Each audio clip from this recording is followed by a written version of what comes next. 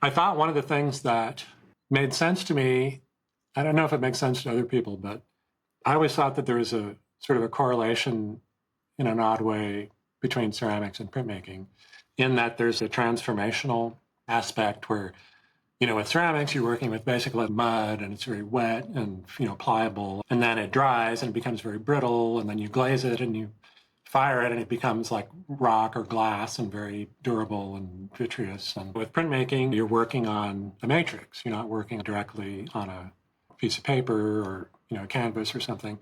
And then you're printing that, and then the transformation comes in the printing, and then the mirror image from what you've been working on.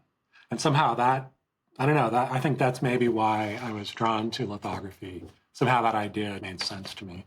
The main criteria is there something about this artist's work that grabs me? That's the main thing.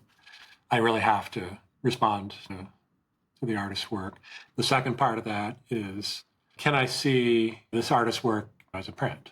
And sometimes those happen simultaneously. Other times you see an artist's work and then think on it for a few weeks or a few months or a few years and let things percolate, and I'll come up with an idea of how I might approach a print project with an artist. And I actually have a list pinned to my wall over here of artists that I want to work with. Sarah and I were both artists in residence at the Frans Mazereel Center in Belgium. By that time, we had ordered the press from Takich, and it was going to come at the end of the summer. So we were trying to think of a name for, what are we going to call this? And in Brussels, there's a statue of the mannequin piss, the little boy peeing. And so we started off as kind of a joke, mannequin piss, mannequin press, haha. But it kind of stuck.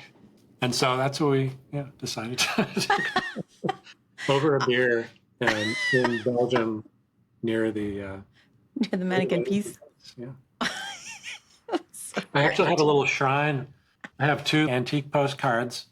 I had a solid brass statuette.